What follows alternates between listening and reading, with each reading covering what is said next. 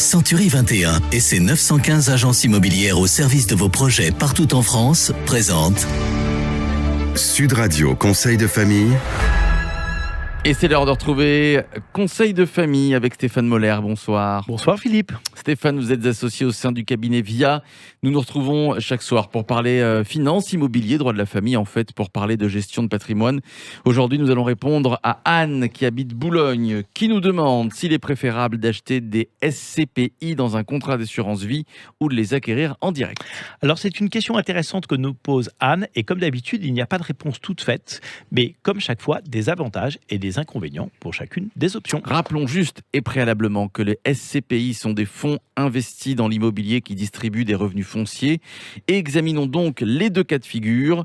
Je dispose de 50 000 € et je souhaite acheter des SCPI en direct. Stéphane. Alors si Anne achète 50 000 € de SCPI, elle bénéficiera de 2 000 € de revenus par an.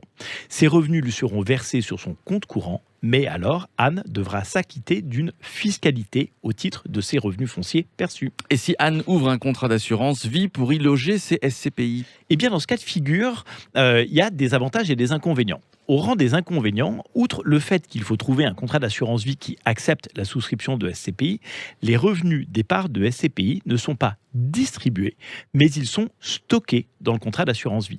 Les SCPI participent donc à la capitalisation du contrat d'assurance vie, c'est-à-dire que les revenus restent dans le contrat. Les SCPI ne peuvent donc plus constituer de revenus complémentaires. Et pour les avantages? Eh bien, les avantages sont les suivants. Comme les SCPI sont encapsulés dans le contrat d'assurance vie, ils ne produisent pas de revenus directs. Les loyers restent dans le contrat d'assurance vie. Il n'y a donc pas de fiscalité.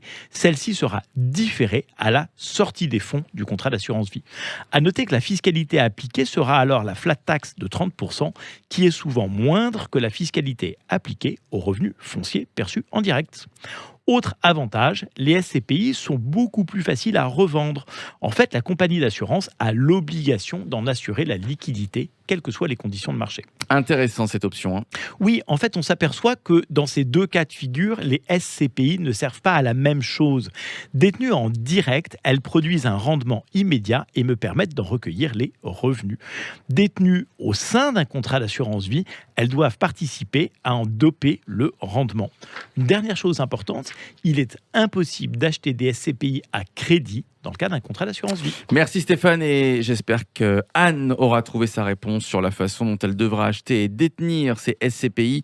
Conseil de famille à retrouver en podcast sur notre site sudradio.fr et vos questions comme toujours sur le site de Conseil de famille, conseil avec un s-2-famille.com. À demain. À demain. C'était Sud Radio Conseil de famille. avec Century 21 et ses 915 agences immobilières au service de vos projets partout en France.